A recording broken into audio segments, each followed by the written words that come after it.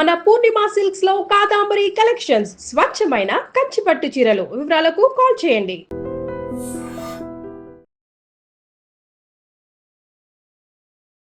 Welcome to iDream. ఈరోజు మనతో పాటు Fidicus homeopathy CEO doctor Bharadwaj గారు ఉన్నారు. మాట్లాడదాం. నమస్తే అండి, వెల్కమ్ టు అవర్ షో. నమస్తే అండి. సార్, నర్వ్ వీక్నెస్ అనేది అసలు ఎందుకు వస్తుంది? ఈ నర్వ్ వీక్నెస్కి హోమియోపతిలో ఎటువంటి ట్రీట్మెంట్ ఉంది? చాలామంది ఏమనుకుంటారంటే నర్వ్ వీక్నెస్ అంటే ఏంటంటే తీవ్రంగా నొప్పులు రావడము, లేకపోతే వీక్నెస్గా ఉండడము, లేకపోతే ఏదన్నా పని చేయాలంటే చేయలేకపోవడము, ఆలోచనలు రాకపోవడము, మెమరీ సరిగా లేకపోవడము, ఇవన్నీ కలిసి నరాల వీక్నెస్ అంటారనమాట. నరాల పైన ఎఫెక్ట్ ఉంటుంది, కామనే. సో దీనికి ముందు ఏం జరుగుతుంది అంటే మనం దీన్ని సైంటిఫిక్గా ఏమంటామంటే మైటోకాండ్రియల్ డిస్ఫంక్షన్ అంటామన్నమాట. సో మైటోకాండ్రియా అంటే ఏంటంటే మన ప్రతి ఒక్క అణువు అంటే ప్రతి ఒక్క సెల్కి బాగా పనిచేయాలంటే దానికి ఎనర్జీ కావాలి. ఆ ఎనర్జీ ఇచ్చే సబ్సెల్యులర్ ఆర్గానెల్నే మనము మైటోకాండ్రియా అంటామన్నమాట. ఈ మైటోకాండ్రియా కన్నా దెబ్బతింటే దాని ఎఫెక్ట్ అనేది బాడీ మొత్తం పైన ఉంటుంది. అది జనరల్గా పెయిన్స్ రూపంలో బయటకు వస్తుంది కాబట్టి నరాల ప్రాబ్లం అంటూ ఉంటారనమాట. అసలు దీనికి రీజన్ ఏంటి, మనం ఎందుకు ఇన్ని నరాల ప్రాబ్లమ్స్ వస్తున్నాయంటే మనం చేసే 5 పనులు. ఒకటి, తిండి సరిగా తీసుకోకపోవడం, నిద్ర సరిగా లేకపోవడం, ఎక్సర్సైజ్ సరిగా లేకపోవడం, లైఫ్లో స్ట్రెస్ పెట్టుకోవడం, ఆల్కహాలు, స్మోకింగు, మర్వానా ఇవన్నిటికీ తీసుకోవడం, దాంతోపాటు ఎక్కువ మన ఎన్వైరన్మెంట్లో పొల్యూటెంట్స్ కానీ ఇవన్నీ ఏం చేస్తాయంటే మన బాడీలోకి వెళ్ళి మన మైటోకాండ్రియల్ ఫంక్షన్ని దెబ్బతీసి దాన్ని మైటోకాండ్రియల్ డిస్ఫంక్షన్ అంటామన్నమాట.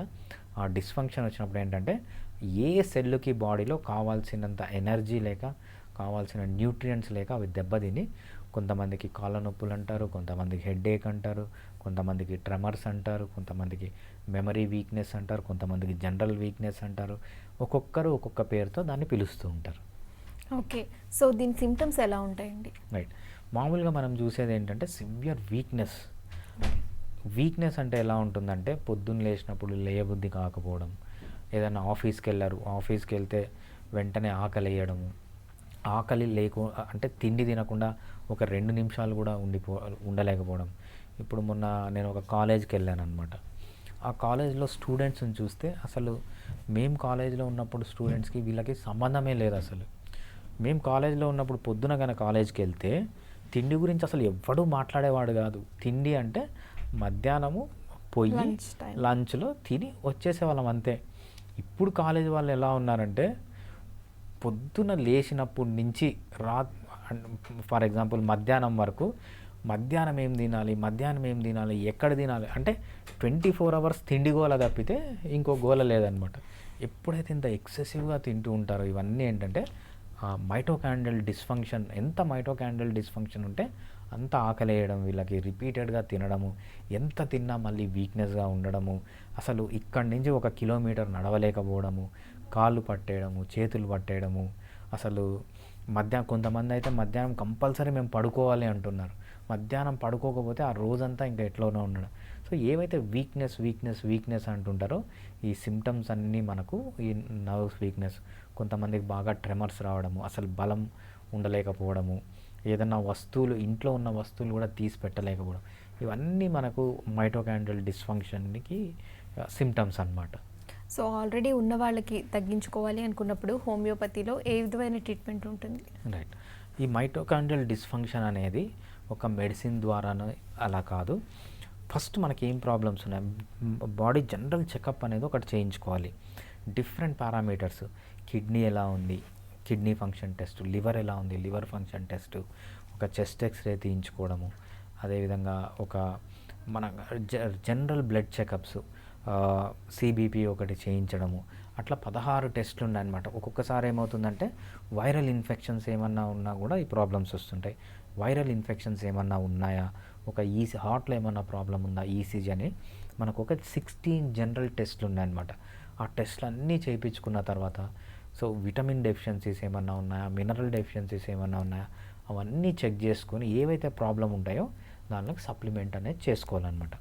దాంతోపాటు లివర్లో ప్రాబ్లం వచ్చింది, ఎక్సలెంట్ మెడిసిన్స్ ఉన్నాయి. లివర్ ప్రాబ్లం వల్ల మైటోకాండ్రియల్ డిస్ఫంక్షన్ వస్తే ట్రీట్మెంట్ చేసుకోవచ్చు. కిడ్నీ ప్రాబ్లం వచ్చింది, కిడ్నీలో ప్రాబ్లం ఉంది. సో మనము ఆ టెస్ట్లన్నీ చూసి దానికి తగ్గట్టుగా ట్రీట్మెంట్ తీసుకోవాలి. చాలామంది ఇప్పుడు మనం ఒక 25 ఏళ్ళ వాళ్ళని ఎవరిని తీసుకున్నా వీళ్ళు ప్రీ డయాబెటిక్ స్టేజ్లో ఉంటున్నారన్నమాట. దీన్ని ఏమంటామంటే మనం ఇన్సులిన్ రెసిస్టెన్స్ స్టేజ్ అంటాం అనమాట. ఈ ఇన్సులిన్ రెసిస్టెన్స్ స్టేజ్లో ప్రీ డయాబెటీస్లో ఉన్నారా అని కంపల్సరీ కనుక్కొని వాళ్ళకి ఫర్దర్గా ప్రాబ్లమ్స్, ఎస్పెషల్లీ మనం విమెన్ తీసుకున్నాం అనుకోండి, విమెన్లో వచ్చే ఆల్ గైనకాలజీ డిజార్డర్స్ ఏంటి, నెబోథియన్ సిస్ట్ తీసుకోండి, బల్క్ యూట్రస్ తీసుకోండి, ఎండోమెట్రియోసిస్ తీసుకోండి, అడినోమయోసిస్ తీసుకోండి, ఫైబ్రాయిడ్స్ తీసుకోండి, ఇన్ఫర్టిలిటీ తీసుకోండి, వీటికి అంతా ప్రికర్సర్ ఏంటంటే ఈ మైటోకాండ్రియల్ డిస్ఫంక్షన్. సో మనము ఈ మైటోకాండ్రియల్ డిస్ఫంక్షన్కి ఎలా ఐడెంటిఫై చేస్తామంటే ఎస్పెషల్లీ ఇన్సులిన్ రెసిస్టెన్స్ ఉందా అది కనుక్కొని దానికి ట్రీట్మెంట్ చేస్తే ఈ ప్రాబ్లమ్స్ అన్నీ ఫర్దర్గా వీళ్ళకి లేకుండా హోమియోపతి ద్వారా మెయింటైన్ చేసుకోవచ్చు అనమాట. అంటే కంప్లీట్గా క్యూర్ చేసుకోవచ్చు. ఎంత యంగ్గా వాళ్ళు అర్థం చేసుకొని మనకి ఇప్పుడు ట్రీట్మెంట్ అవసరం అని తెలుసుకుంటే ఫ్యూచర్లో అన్ని ప్రాబ్లమ్స్ లేకుండా చేసుకోవచ్చు. ఓకే, ట్రీట్మెంట్ టైం అనేది ఎంతకాలం పడుతుంది తగ్గడానికి? ఎటువంటి వాళ్ళకన్నా మైటోకాండ్రియల్ డిస్ఫంక్షన్ ఉంటే మేబీ 60-70 ఇయర్స్ వాళ్ళకి మేబీ 1 year పట్టచ్చు.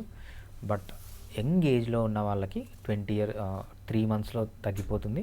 బట్ మిడిల్ ఏజ్ ఉన్న వాళ్ళు 6 months సరిపోతుంది. ఈ 6 months హోమియోపతిక్ ట్రీట్మెంట్ ఫస్ట్ టెస్ట్లన్నీ చేయించుకొని దాని ప్రకారం మన ట్రీట్మెంట్ తీసుకుంటే, యంగ్గా ఉంటే 3 months సరిపోతుంది. కొంచెం 40 years ఉన్నాయి, 50 years ఉన్నాయి, అలవాట్లు ఉన్నాయి, ఒబేస్గా ఉన్నారు, బీపీ ఉంది, షుగర్ ఉంది, థైరాయిడ్ అంటే 6 monthsలో ఎటువంటి వాళ్ళకన్నా సెట్ అవుతుంది అనమాట. సో వన్స్ ట్రీట్మెంట్ తీసుకున్నాక, మెడిసిన్ వేసుకున్నాక తగ్గిపోయిన తర్వాత మళ్ళీ వచ్చే ఛాన్సెస్ ఉంటాయా? ఏదన్నా కూడా మనం మెయింటైన్ చేసుకోవాలి.